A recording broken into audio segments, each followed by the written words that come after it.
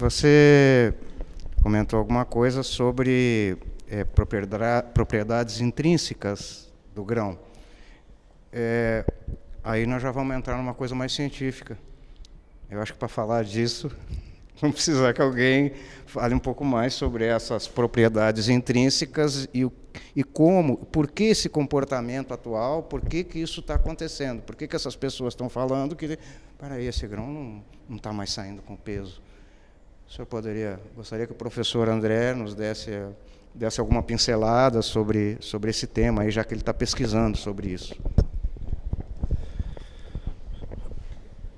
Bom, pessoal, eu peguei o exemplo que o colega deu e anotei os dados aqui, fiz uma conta rápida aqui, só para poder exemplificar o que eu vou falar. Bom, como eu já me apresentei, eu sou professor, pesquisador, né, na área de pós-colheita, e é interessante a gente ter essa troca do pessoal da prática com o pessoal que está na academia, porque a gente, em alguns lugares, e eu acredito que o Adriano deva perceber isso também, levando os seus treinamentos Brasil afora, ainda há uma certa barreira, um certo preconceito com informações teóricas que são levadas para vocês na prática, tá? Então, eu quero deixar bem claro para vocês que algumas coisas que eu vou falar, o Adriano deve falar também, vocês têm de entender que elas são invariáveis. A massa específica da soja, você vai lá e vai medir tanto, e eu vou te explicar depois o que é isso, ela é invariável. Agora, a técnica usada na Copasul é uma, a técnica usada lá no grupo Schaeffer é outra, isso é variável. Agora, o conhecimento, ele é invariável. Então, eu tenho também tido uma possibilidade de levar treinamento aí Brasil afora também, eu sempre levo conhecimento.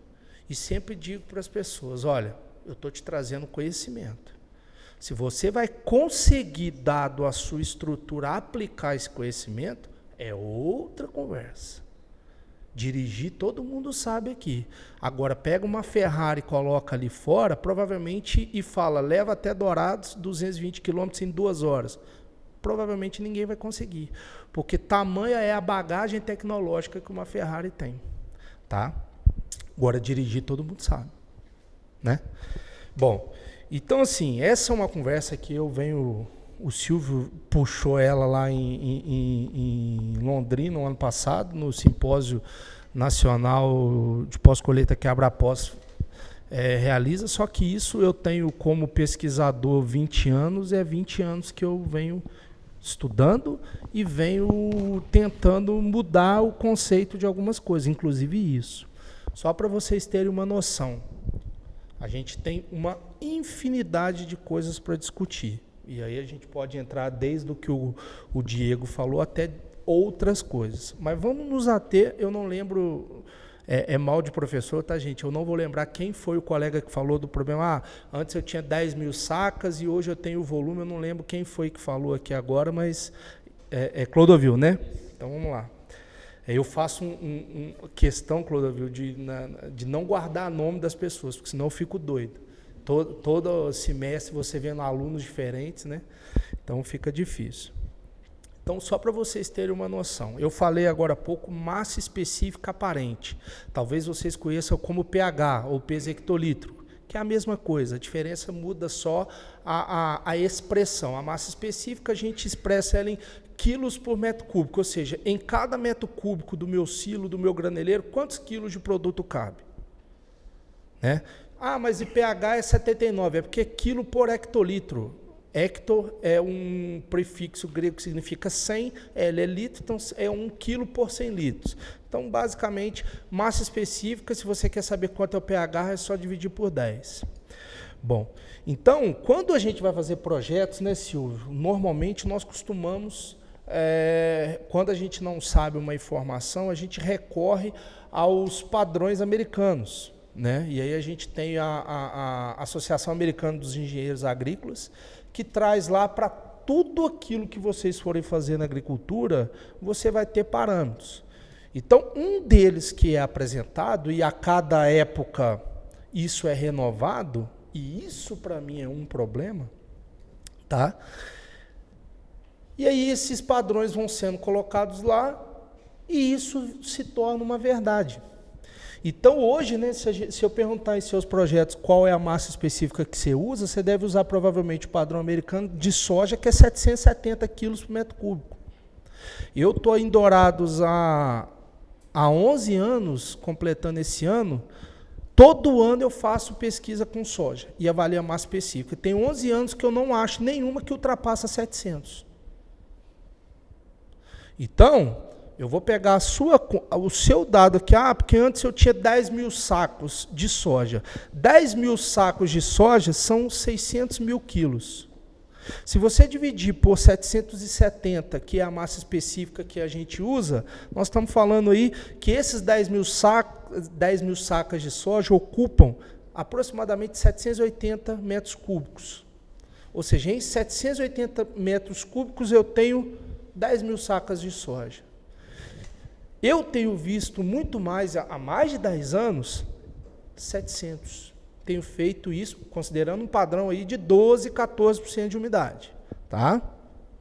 Se você pegar esse mesmo 700 e admitindo que o volume ali é invariável, o silo ele não encolhe nem aumenta, então dentro dos mesmos 780 metros cúbicos, eu vou passar a ter o quê? 545 mil quilos. Ou seja, eu tenho a menos, dentro do mesmo volume, 909 sacas.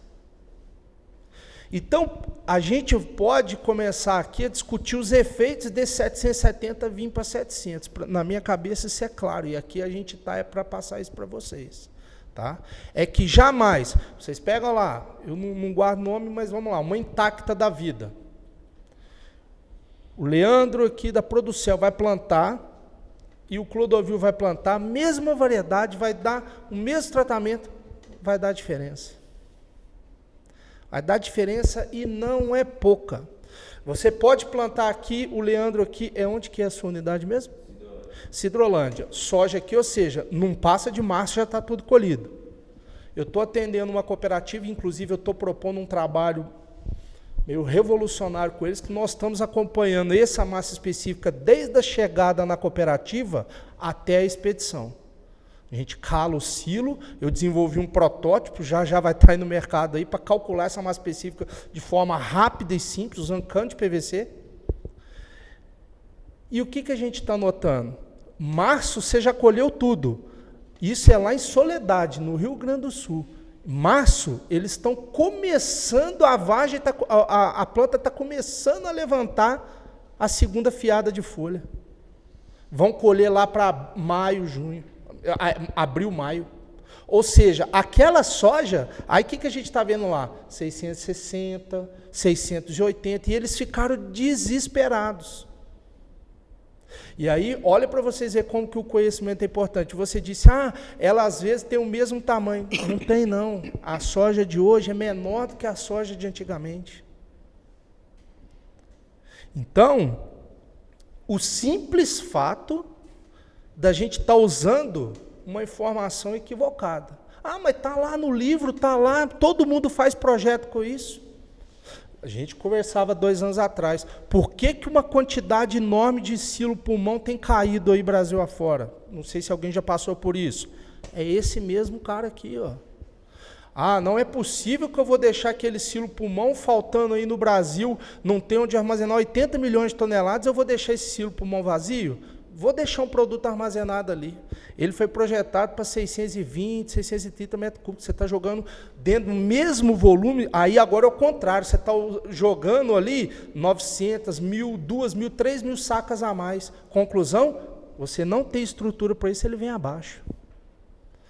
Então, essa questão, eu estou falando só pelo aspecto técnico de relação massa-volume. Aí a gente pode começar a desenvolver. Essa é a minha primeira teoria. A minha segunda teoria é que a soja de 30 anos atrás não dava 18%, 17% de óleo. Não é isso? Vocês que estão aí há mais tempo. Hoje, se der menos de 22, 23, você está despedido no dia. Se der menos de 33, 35% de proteína. E aí a gente precisa entender que, assim como a gente vê essa relação massa-volume do produto como um todo, dentro do mesmo produto a gente tem essa relação massa-volume igual, porém de quê? Dos constituintes. Se é na soja, proteína, é lipídio, é carboidrato. E essa variação dessa constituição com o passar do tempo é que está tornando esse produto mais macio. É que está tornando o pessoal, a soja não dá para armazenar. Não dá por quê? Aí a gente tem que começar aí a conversa para o próximo tópico. Quantos aqui que estão agora com o avanço da automação, sistemas de geração mais bem planejados? Quantos aqui, ao invés de fazer igual antigamente se fazia, de secar até 15, 14 meses, jogava para o silo, quantos aqui não estão jogando soja com 17, 18? Para trazer para depois na aeração? Só o ano passado que eu rodei esse ano, eu não vi um que não faça isso. E quem aqui também não faz? É claro que você não pode fazer isso? Pode, se o sistema de aeração estiver bem dimensionado, se tiver de preferência um controle adequado, um equipamento que te permita fazer esse controle. Né? E aí a gente vê, eu estou colocando, porque agora com a aeração dá, mas aí o cara está com o mesmo ventilador de quando o silo foi dimensionado lá 20, 30 anos atrás. Então, assim, é uma conversa longa, são diversos fatores, e assim, a cereja do bolo para mim, e isso eu tenho, só ver que a gente conversa em todos os eventos quando tromba aí, eu tenho falado. E a gente é responsável por tentar mudar esse cenário, que é o quê? Nós estamos olhando somente para dentro da nossa unidade. A gente quer resolver o problema da armazenagem, sendo que eu costumo dizer, a soja que está entrando no armazém hoje, ela começou a ser armazenada 2 anos atrás, quando você começou a imaginar 2 safras para frente. Eu vou dizer para vocês sem o menor medo de errar, as perdas que nós temos da porta da unidade armazenadora para dentro, num cômbito total, vou extrapolar 30% das perdas totais. A maioria das perdas está da porta para fora. E aí eu tenho dados de pesquisa que a gente desenvolveu mostrando isso para vocês. Para mim, maior quantidade de perda está no caminhão. Não, mas eu tô na fazenda. É só da fazenda, igual o chefe, vocês normalmente, da própria fazenda vai para a própria unidade. 5, 6 horas com uma soja com 22, 23% debaixo de um sol de 40 graus, é o suficiente para você depois não recuperá-la mais dentro do armazém. Então temos que olhar isso, não achar que o problema está dentro do silo, é a aeração que não está funcionando. Tudo isso é fácil. É como eu ter um carro, eu achar que o meu carro está revisado, pneu em dia e tudo mais, que eu posso vir de Dourados para cá, tranquilamente, que eu não vou ter nenhum acidente.